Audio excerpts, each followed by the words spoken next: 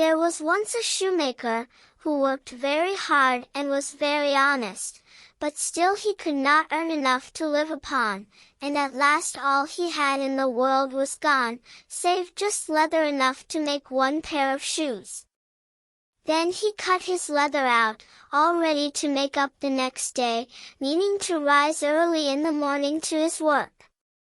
His conscience was clear and his heart light amidst all his troubles, so he went peaceably to bed, left all his cares to heaven, and soon fell asleep. In the morning after he had said his prayers, he sat himself down to his work, when, to his great wonder, there stood the shoes all ready made, upon the table. The good man knew not what to say or think at such an odd thing happening. He looked at the workmanship.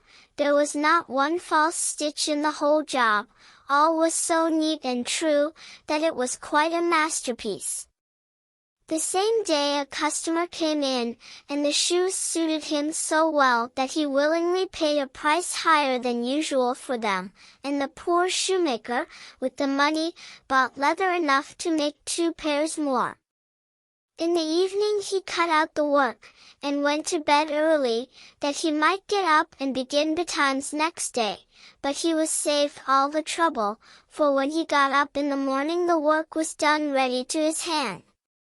Soon in came buyers, who paid him handsomely for his goods, so that he bought leather enough for 4 pair more. He cut out the work again overnight and found it done in the morning, as before, and so it went on for some time. What was got ready in the evening was always done by daybreak, and the good man soon became thriving and well off again.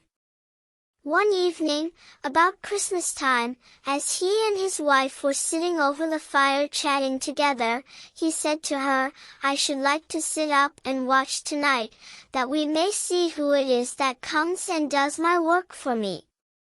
The wife liked the thought, so they left a light burning, and hid themselves in a corner of the room, behind a curtain that was hung up there, and watched what would happen. As soon as it was midnight, there came in 2 little naked dwarfs, and they sat themselves upon the shoemaker's bench, took up all the work that was cut out, and began to ply with their little fingers, stitching and rapping and tapping away at such a rate, that the shoemaker was all wonder, and could not take his eyes off them. And on they went, till the job was quite done, and the shoes stood ready for use upon the table. This was long before daybreak, and then they bustled away as quick as lightning. The next day the wife said to the shoemaker, "These little wights have made us rich, and we ought to be thankful to them, and do them a good turn if we can. I am quite sorry to see them run about as they do, and indeed it is not very decent, for they have nothing upon their backs to keep off the cold. I'll tell you what, I will make each of them a shirt, and a coat and waistcoat, and a pair of pantaloons into the bargain, and do you make each of them a little pair of shoes." The thought pleased the good cobbler very much, and one evening, when all the things were ready, they laid them on the table, instead of the work that they used to cut out, and then went and hid themselves, to watch what the little elves would do.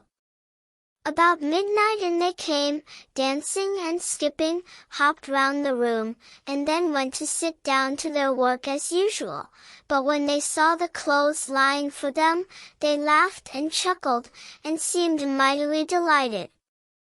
Then they dressed themselves in the twinkling of an eye, and danced and capered and sprang about, as merry as could be, till at last they danced out at the door, and away over the green. The good couple saw them no more, but everything went well with them from that time forward, as long as they lived.